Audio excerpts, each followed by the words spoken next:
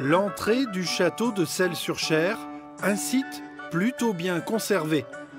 Mais à l'arrière, le domaine s'abîme considérablement, notamment au niveau des cheminées médiévales.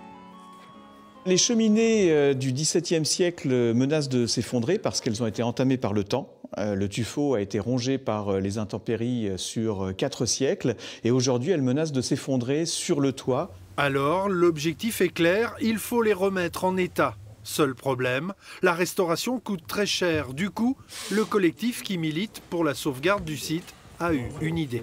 Pour sauver ces 2 cheminées, on a décidé de lancer une campagne de financement participatif parce qu'il y avait une urgence, puisque l'hiver dernier, une des pierres des cheminées est tombée dans la cour. Alors l'objectif pour une cheminée, il faudrait qu'on récupère 14 000 € dans un premier temps, au moins pour la première.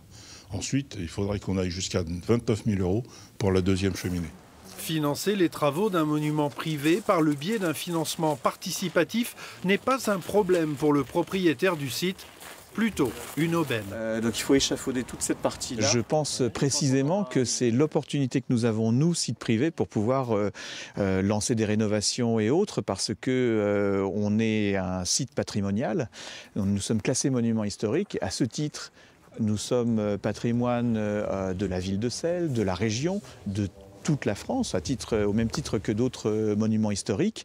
Et le fait de participer à une campagne comme celle-ci, eh bien, c'est contribuer à son propre patrimoine également.